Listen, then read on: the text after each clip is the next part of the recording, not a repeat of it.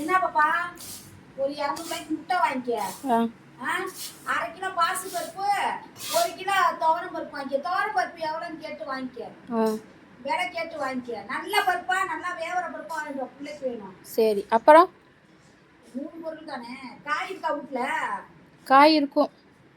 தோட்டத்துல பிடிச்ச கத்திரிக்காய் இருக்கு, வாழைக்காய் இருக்குது, கத்திரிக்காய் இருக்குது, பரங்கிக்காய் இருக்குது, பூசணிக்காவும் இருக்குது. அடியில மாமா கொண்டாந்து அடுத்து போட்டு வச்சிருந்தது. அந்த பூசணிக்காய் ரொம்ப நாள் ஆகுதுன்னா அப்ப மாட்டுக்காது போடணுமா இல்லையா?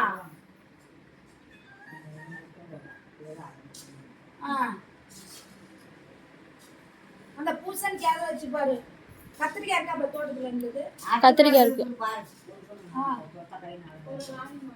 கீரை சுண்டுறியா ராஜேஷ்? இப்பதான் சுண்டுறியா?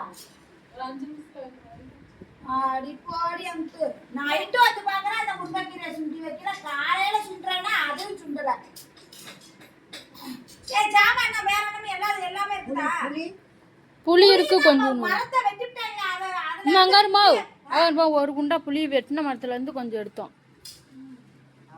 மீனா புளி குடுத்துருந்தா பாரு பானு வீட்டுல.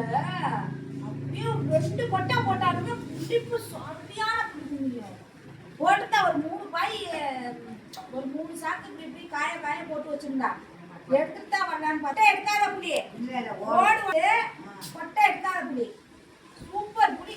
நான் இன்னைக்கு ரசம் வச்சேன் வீட்டுக்கு போயிட்டு பார்த்தா அம்புட்டு புளி 2 கொட்டை போட்டா போதும். சூப்பரா இருக்கும் புளியெல்லாம்.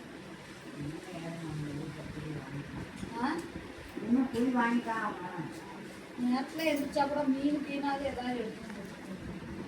காப்பு கட்டி இருக்கு கோயில்ல உனக்கு மீன் இதெல்லாம் எடுப்பாங்க.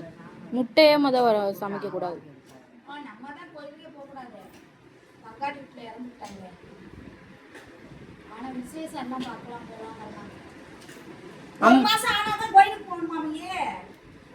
மாசே போக மாட்டாங்க. அதுக்கு என்ன பண்றது? இப்போ 1 மாசம் 30 நாள் ஆனா போலாம் கோயிலுக்கு. 30 நாள் ஆவலையே. நானே இன்னும் ஒரு 5 நாள் கிடக்குது போகணும். சரி வாங்கிட்டாமா. எனக்கு பசி தாங்க முடியல. எனக்கு அம்மாவுக்கு ஓடு சீக்கிரம் போ.